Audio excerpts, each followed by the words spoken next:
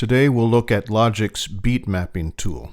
We'll begin with a quick demonstration of the tool, and then we'll dig in deeper to beat map both a MIDI file and an audio file.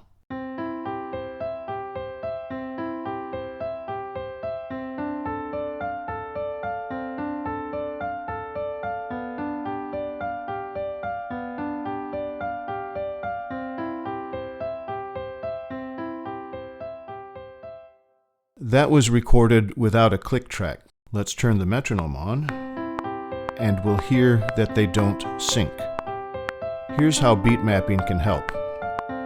When we select this region, it's ghosted in the beat mapping global track. Then we can drag markers from the beat mapping timeline to the first note in the region and the last note in the region. The other notes snap into place relative to those two, and the problem is solved. Because of beat mapping, Logic now knows the tempo needed to link the MIDI file and the metronome, and now it can be synced to loops and other metronome-based material. With that quick overview, let's look at beat mapping in more detail. Beat mapping is one of Logic's global tracks, which reside here, above software and audio tracks.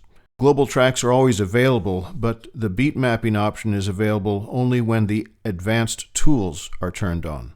This wood grain tells us the advanced tools are not on, so we go to Preferences to select and activate them.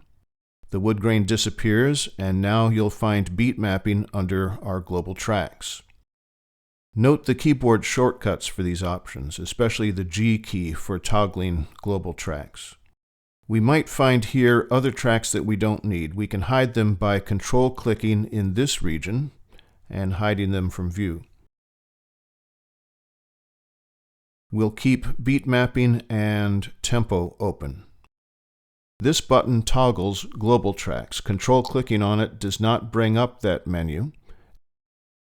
And if global tracks are hidden, that menu again does not pop up. This example was rather simple because it was in strict tempo, but if it weren't, the process is more involved, but the steps are the same.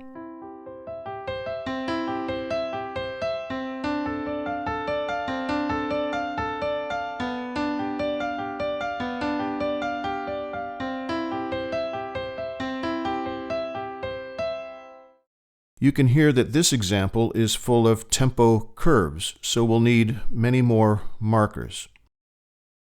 The first one goes on the downbeat of the first measure, and the last one goes on the last 16th of the fourth measure. Notice how these markers snap to each MIDI event, waiting for you to pick the right one. When you do, release the mouse, and everything snaps to a new position. The second measure's downbeat should be there, the third beat of the first measure there. These lower notes go at a half-note pace. We'll do those quickly.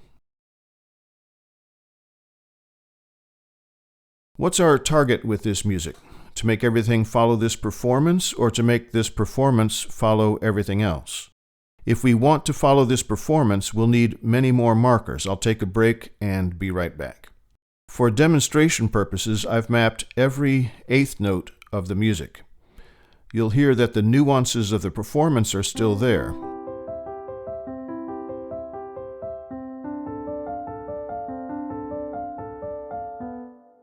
But it now syncs with the click track.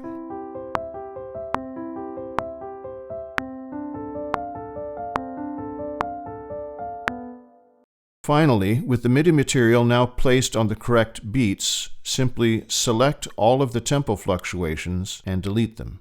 Then set your metronome to whatever tempo you'd like, and the music will follow along.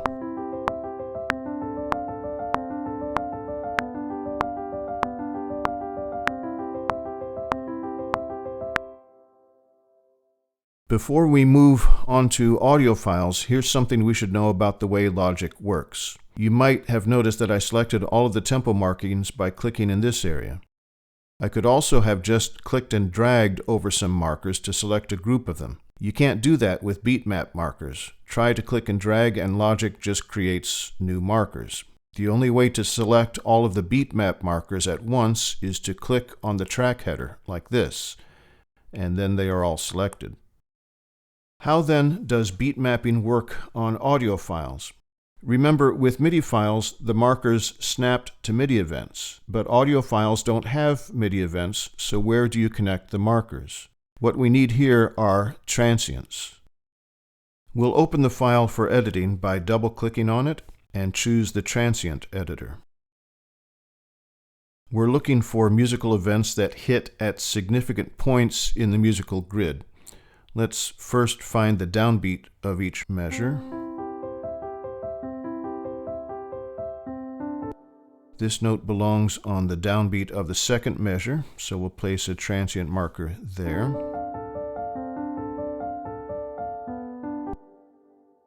That's the third measure's downbeat. We'll mark that. Here's the fourth measure's downbeat.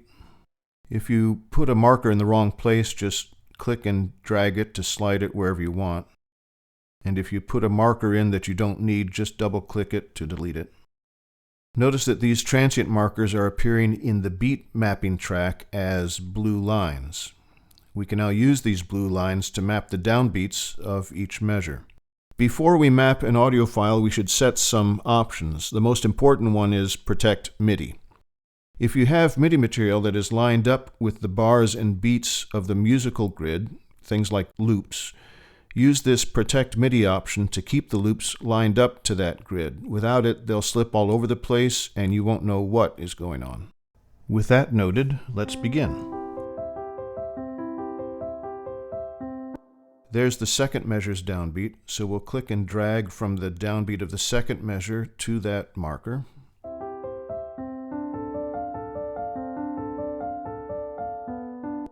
There's the third measure's downbeat.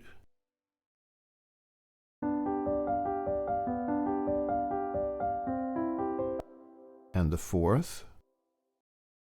And the tempo track is showing the tempo changes our beat mapping is causing.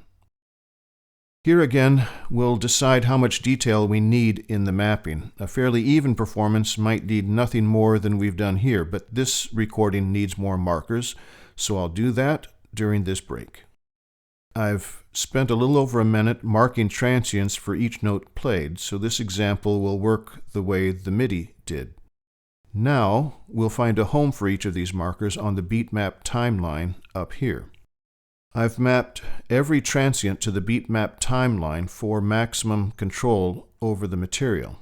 If we play it, notice the performance and metronome now match. The metronome is changing its tempo to match the performance. This is where mapping audio regions differs from mapping MIDI regions. At this point in mapping the MIDI file, we could simply delete the tempo fluctuations, which ironed out the wrinkles in tempo, and the performance followed the clicks. So wouldn't that work for an audio file? Nope, but there is a solution, and that solution is flex time. Flex time is needed only if we want to change the original recording's timing, and here's how we do it. We'll click on the Flex Time Mode button here, and then select a mode for this track. Logic automatically chooses polyphonic, which is fine. The transients that we marked are spaced out according to clock time. Slower tempos are spread out, the quicker tempos are bunched up. Notice these tall blue lines. That's the musical grid we're aiming for. The shorter blue lines show where our performance is right now. We want these two sets of lines to match, which is another way of saying we want the performance without any tempo fluctuations. To do this, we work directly on the audio region. We begin by matching our first 1, 2, 3, 4 notes. The first one is in place. The second one goes over here. We slide these over with a click and drag, as you'd expect. We don't have to slide each of these over manually. Thankfully, Logic has another tool up its sleeve to make this less tedious. When these marks get fairly close to their targets, we can let Logic's quantize function take over the heavy lifting. If we open the information panel for this track, we'll find the quantize function. Our music moves at a 16th note pace, so we'll choose 16th note. These colors show how the notes shifted around because of the quantizing. Our performance is now evenly spaced visually, but the tempo nuances are still there, as we can hear.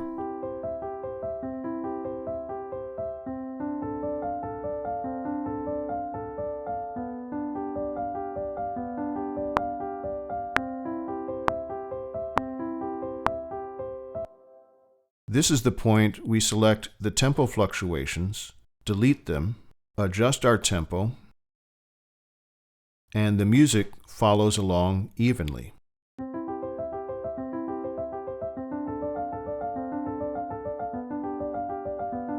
The acoustics of some recordings might make extreme tempo changes less attractive, less useful, but tempos closer to the original will work well.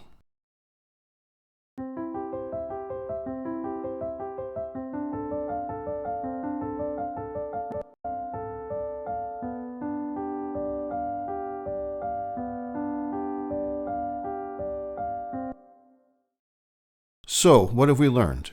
We've seen how we can take either a MIDI file or an audio file recorded without reference to a click track and use Logic's beat mapping tool to connect those files to a click track. The result is that we can have our loops and other click track materials follow those performances, or we can make those performances follow a click track. Very useful. And that is Logic's beat mapping tool.